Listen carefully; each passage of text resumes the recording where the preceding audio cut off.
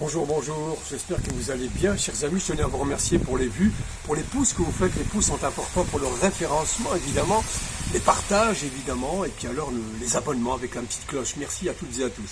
En cette période de Ramadan, il y a une espèce de folie douce qui s'installe dans l'esprit de l'oligarchie médiatique, l'oligarchie corrompue, le couple infernal politique et médiatique, chiens de service, chiens de garde et chiennes de garde, qui au service du patronat, attaque systématiquement pour essayer de créer, d'amuser la galerie, d'amuser et de faire le bourrage de crâne des Français. Alors en ce moment c'est l'islam évidemment, et alors dernière en date, alors c'est un coup de folie littéralement, puisque là on nous accuserait de la pénurie d'œufs en France, la pénurie d'œufs en France. Nous serions des voleurs de poules ou nous consommerions trop d'œufs.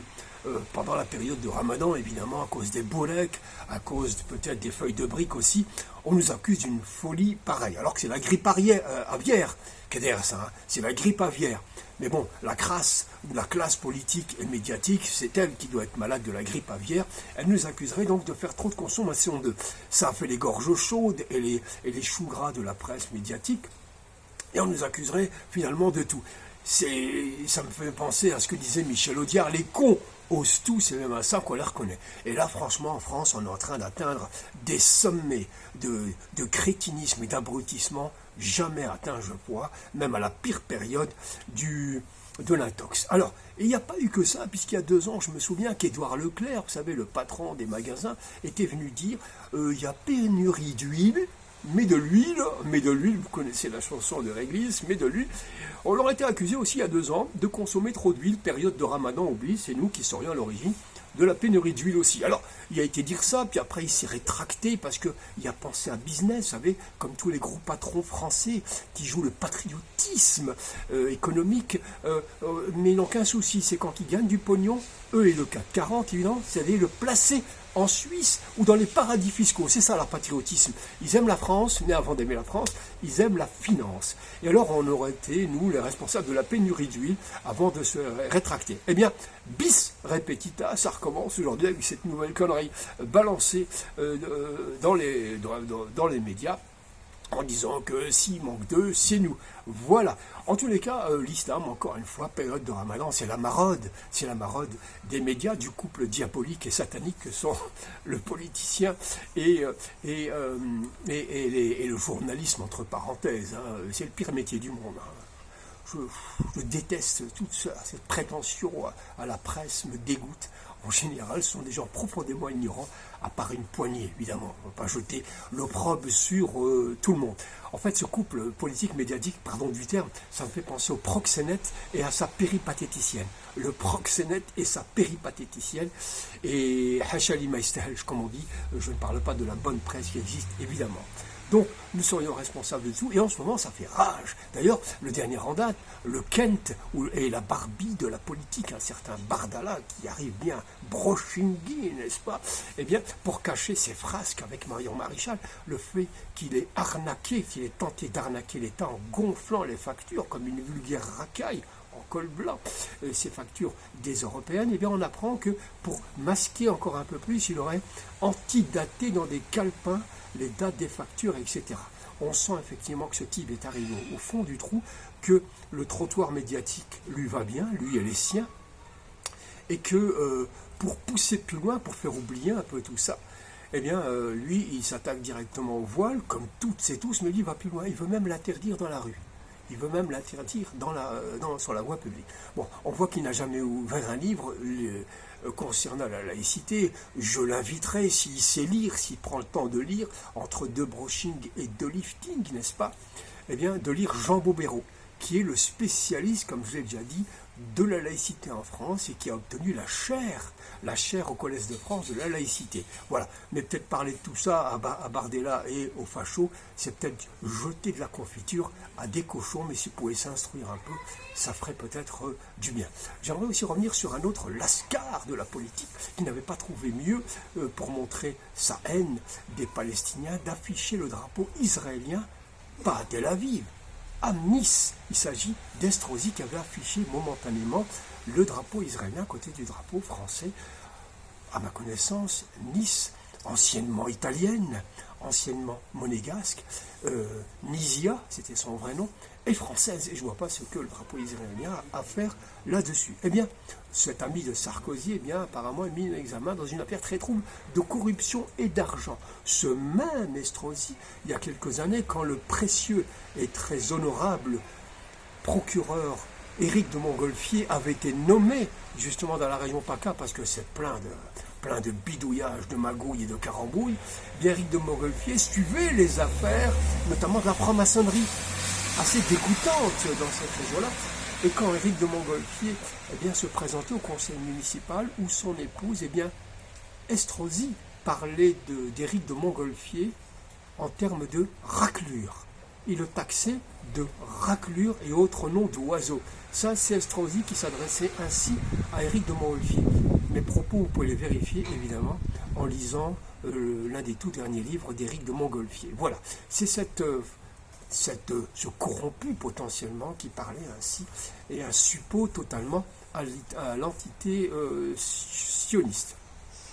J'aimerais dire à cet égard que Nice, si on connaît l'attentat terrible qu'il y a eu là-bas, les attentats inqualifiables qui ont eu lieu sur la Croisette à Nice, lorsqu'on a craché sur l'islam, en englobant tous les musulmans, en associant tous les musulmans au terrorisme et aux terroristes de là-bas, vous vous rappelez un livre qui avait été écrit en 2017, un peu après, parce que l'attentat avait eu lieu le 14 juillet 2016, un livre qui avait été écrit par Hanan Sharihi.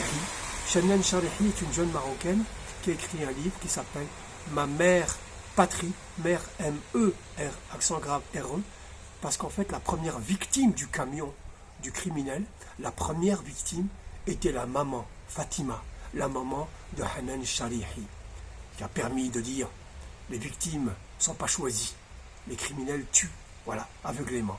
Et Hanan Sharihi a voulu, dans ce témoignage bouleversant, écrire un livre concernant sa maman. Je vous invite peut-être à le lire ou à retenir cette information, aussi qui pourrait vous intéresser tôt ou tard.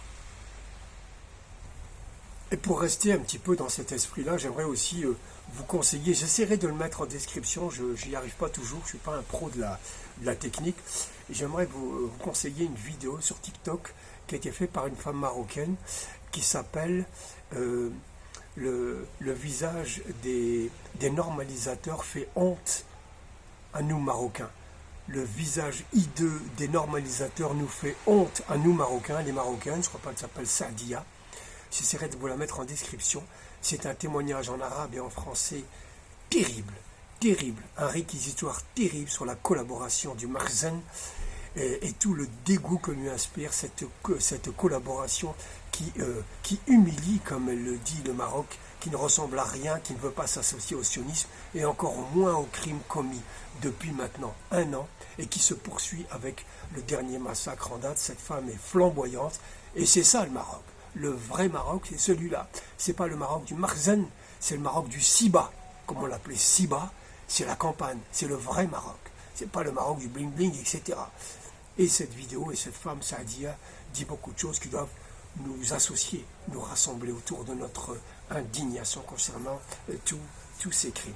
Il y a aussi une vidéo qui est pas mal aussi, c'est celle de David Guiraud, qui va littéralement incendier, électrocuter Rotaillot à l'Assemblée nationale. David Guiraud, qui est un membre de la France Insoumise qui est diabolisée, Halima Hassan qui est diabolisée, qui est associée à l'islamo-gauchisme, un terme inventé par cette espèce d'islamophobie rampante qui est en train d'infiltrer, de cancérigène,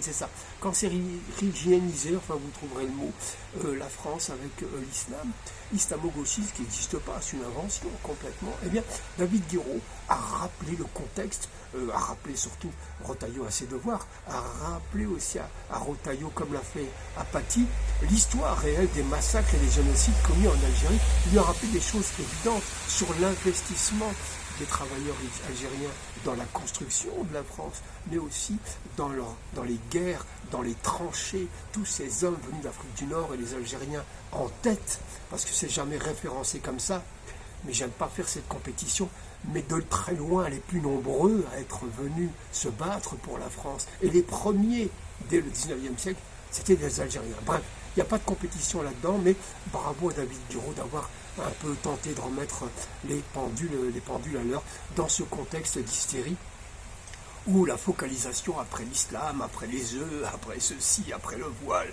pour masquer la corruption et l'indigence, chers amis, de s'attaquer aujourd'hui donc massivement à l'Algérie à des fins uniquement de promotion personnelle, évidemment, pour exister, pour être soit président des LR, n'est-ce pas, M. Retailleau, ou voire à la présidence de la République, où il y a quand même du monde au portillon.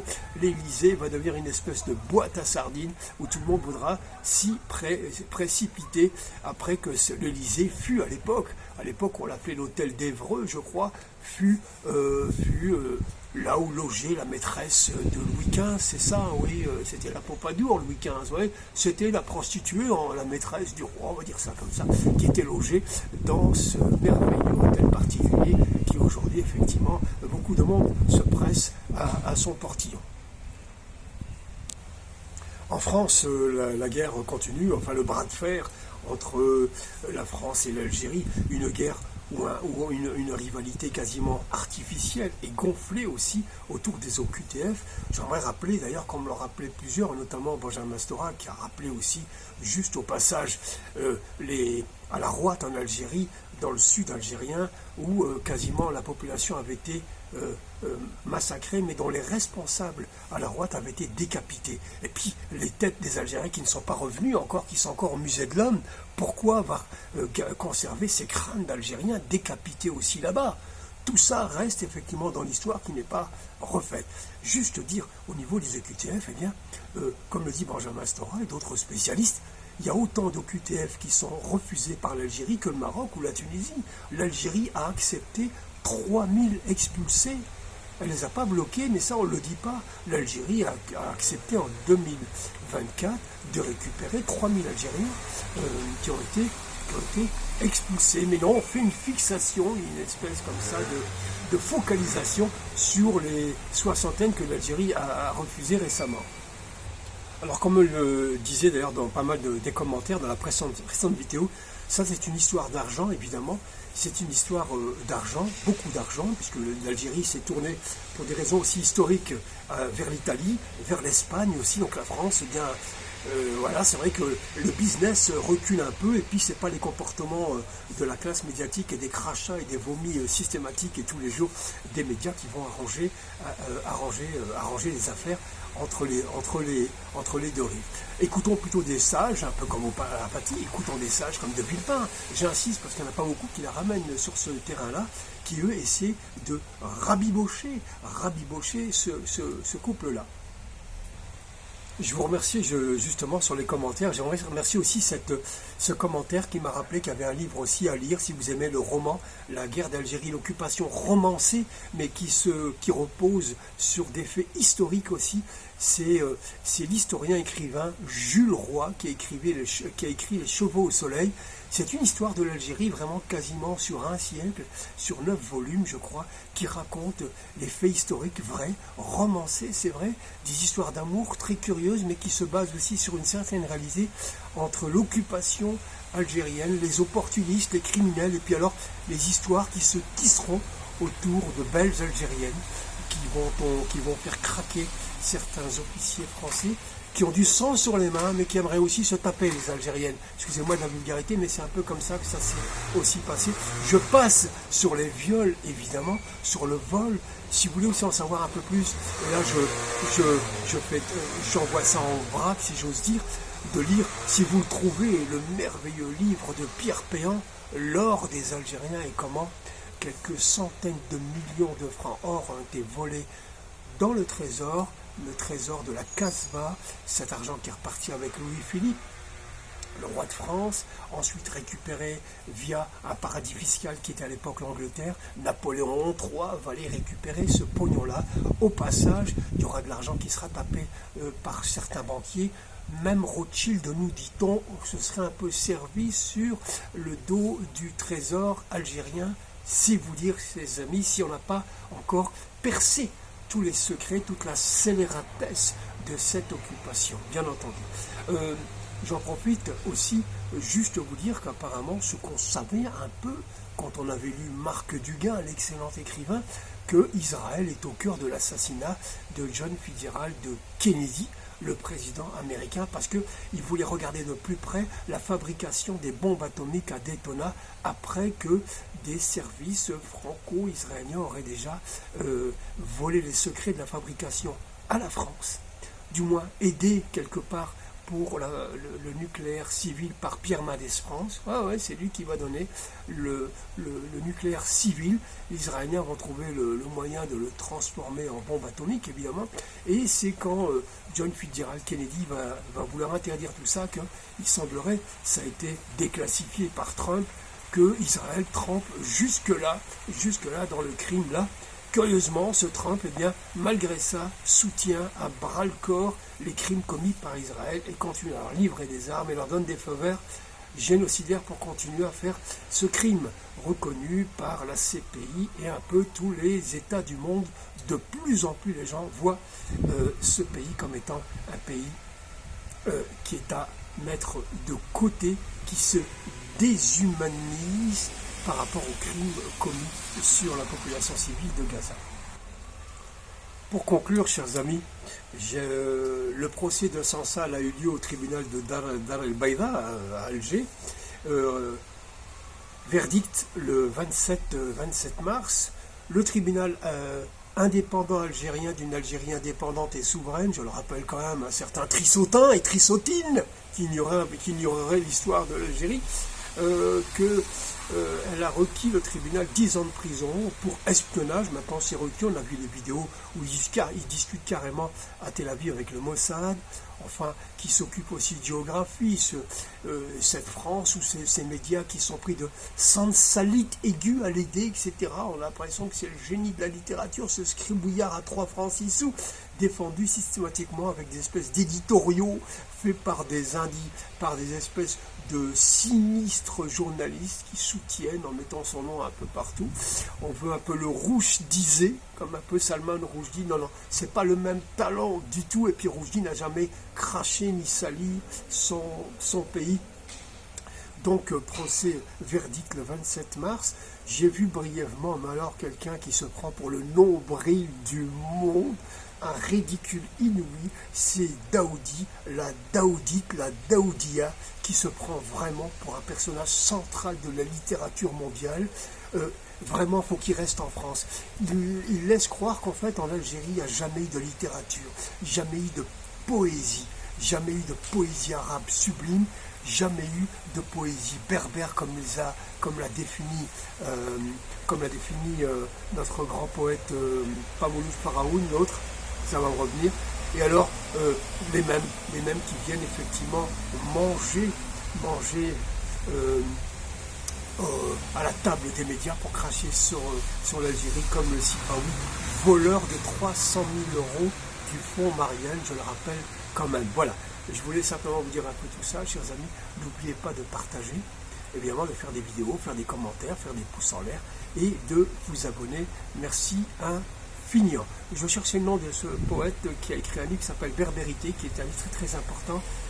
Bon, ça me reviendra. Je vous remercie infiniment, à très bientôt, et alors bon ramadan à toutes et à tous.